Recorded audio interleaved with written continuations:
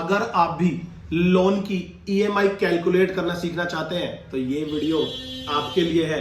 Excel में हमारे पास होते हैं फाइनेंशियल फंक्शन, जिसकी हेल्प से बड़े ही आसान तरीके से हम ईएमआई कैलकुलेट कर सकते हैं। ये वीडियो थोड़ी लंबी होने वाली है तो उसके बिल्कुल भी ना करें। आइए स्टार्ट करते हैं। ये हमारे पास कुछ डेटा है, जैसे हमने लिखा हुआ है ब्रीजा कार, जिसका प्राइस 10,40,000 रुपए है, डाउन पेमेंट 4 लाख रुपए है। अब इसमें से माइनस करके जो अमाउंट बचा है लोन के लिए वो 6,40,000 रुपए है। इधर रेट ऑफ इंटरेस्ट लिखा हुआ है 9.5%। ये जो 9.5% होता है ये एनुअल इंटरेस्ट होता है। और नंबर ऑफ पीरियड 5 साल, मतलब हम 5 साल के लिए ईएमआई बनाना चाहते हैं। तो हम क्या फंक्शन यूज करेंगे, equal PMT, per month installment, एक फंक्शन होता है ब्रैकेट स्टार्ट। यहां पे वो पूछ रहा है रेट की, रेट ऑफ इंटरेस्ट क्या है, तो रेट ऑफ इंटरेस्ट है 9.5%। ये एनुअल होता है और ईएमआई तो मंथली ही बनती है, तो डिवाइड में 12 कोमा। उसके बाद पूछ रहा है नंबर ऑफ पीरियड, कि कितने पीरियड के लिए आप बनाना चाहते हो।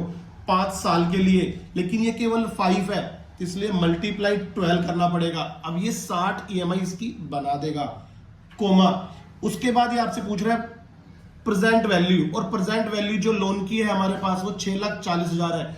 उसके लिए आप पहले माइनस लगा दीजिए और फिर इसकी रेंज देकर कंप्लीट कर दीजिए इसको, ब्रैकेट बंद और एंटर। और ये आपकी ईएमआई आ चुकी है। अब जो ये ईएमआई आई है, इस ईएमआई के अंदर प्रिंसिपल अमाउंट भी है और इंटरेस्ट अमाउंट भी है। दोनों अमाउंट को कैलकुलेट करके एक ईएमआई तैयार होती है। पहले महीने में जो ईएमआई होती है उसके अंदर इंटरेस्ट बहुत ज्यादा होता है, और जैसे जैसे ईएमआई आगे बढ़ती रहती है इंटरेस्ट कम होता रहता है, क्योंकि प्रिंसिपल अमाउंट घटता जाएगा। और प्रिंसिपल अमाउंट जो होता है वो फर्स्ट ईएमआई के अंदर कम होता है, और जैसे जैसे आगे चलते हैं प्रिंसिपल अमाउंट बढ़ता रहता है। और इसकी कैलकुलेशन इतनी अच्छी होती है कि ईएमआई का जो अमाउंट होता है वो हर महीने सेम होता है। अभी मैं आपको सिखाने वाला हूं कि ईएमआई में से अगर आपको ये जानना है कि प्रिंसिपल अमाउंट कितना है और इंटरेस्ट अमाउंट कितना है, तो वो आप भी निकाल सकते हैं। आइए, उसके लिए हमारे पास फंक्शन होता है आईपीएमटी, ब्रैकेट स्टार्ट, फिर वही सेम रेट ऑफ इंटरेस्ट पूछ रहा है 9.5% डिवाइड में 12 कोमा। अब इसके अंदर पूछ रहा है पर मंथ, की कौन से महीने का ये ईएमआई का इंटरेस्ट निकालना चाहते हैं। जैसे पहले महीने का, हम फर्स्ट मंथ का इंटरेस्ट चेक करना चाहते हैं, तो मैंने फर्स्ट की रेंज दी, comma. Number of period same 5 × 12 comma. Present value same, minus लगाकर और आप इस अमाउंट का एड्रेस देकर क्लोज कर दीजिए। ये आ गया है फर्स्ट मंथ का इंटरेस्ट। अब हम निकालते हैं प्रिंसिपल, कि पहले महीने का प्रिंसिपल अमाउंट कितना है, PPMT, bracket start, same rate of interest divide में 12 कोमा।